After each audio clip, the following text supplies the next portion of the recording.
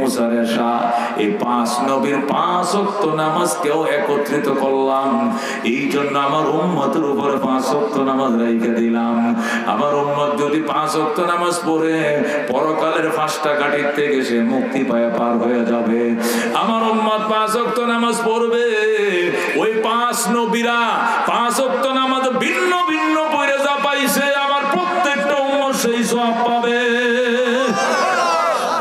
ও দোস্ত, 50 ওয়াক্ত নামাজকে কমায় আমার নবী কয় ওয়াক্ত বানাইছে?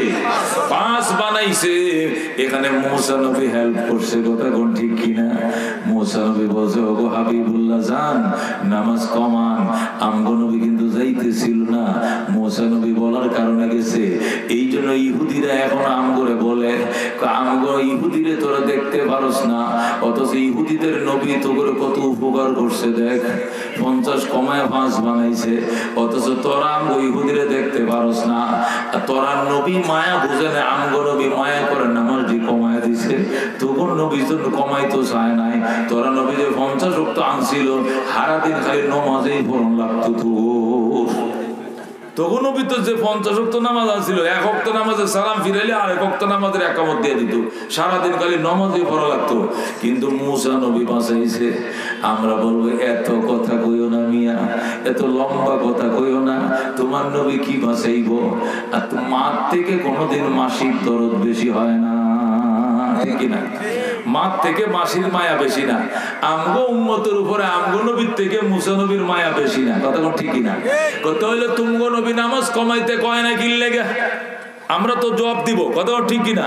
তার 1 নম্বর জবাব হলো আমগো নবী নামাজ নিজের পক্ষ থেকে কমায় না। এই জন্য নিজের পক্ষ থেকে যদি কমাইতো ডিউটি কমতো, সওয়াবও কমে যাইতো।